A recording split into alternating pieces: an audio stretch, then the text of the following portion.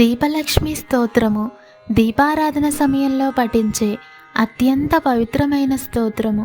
జ్యోతిస్వరూపిణి అయిన లక్ష్మీదేవిని, పరబ్రహ్మస్వరూపమైన దీపాన్ని స్తుతిస్తూ సాగే ఈ శ్లోకాలు దీపారాధన చేసేటప్పుడు పఠించడం వల్ల ఇంట్లో లక్ష్మీ కటాక్షం నిలుస్తుందని నమ్మకము.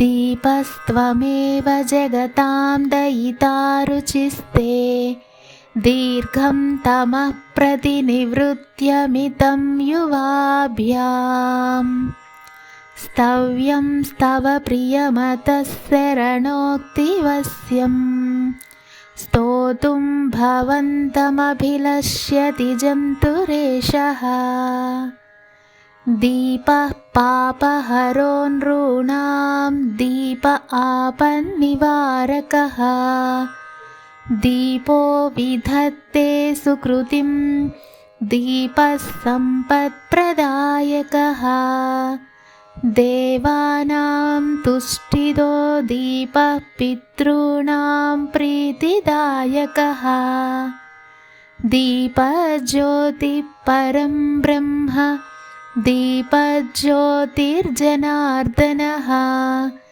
దీపో హరతు మే పాపం సంధ్యాదీప నమోస్తుతే.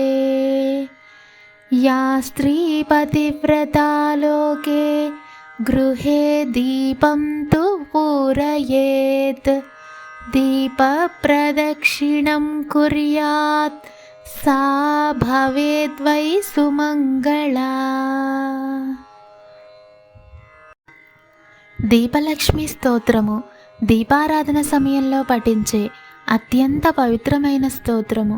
జ్యోతిస్వరూపిణి అయిన లక్ష్మీదేవిని, పరబ్రహ్మస్వరూపమైన దీపాన్ని స్తుతిస్తూ సాగే ఈ శ్లోకాలు దీపారాధన చేసేటప్పుడు పఠించడం వల్ల ఇంట్లో లక్ష్మీ కటాక్షం నిలుస్తుందని నమ్మకము.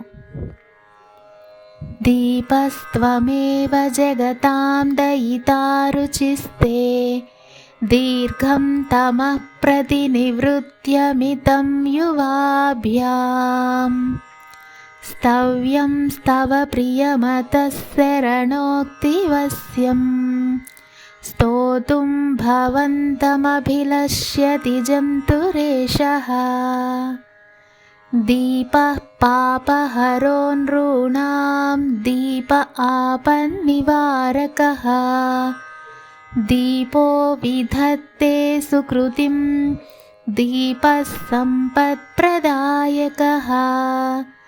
దేవానాం తుష్టిదో దీపః పితॄణాం ప్రీతిదాయకః దీపజ్యోతిః పరం బ్రహ్మ దీపజ్యోతిర్జనార్దనః దీపో హరతు మే పాపం సంధ్యాదీప నమోస్తుతే.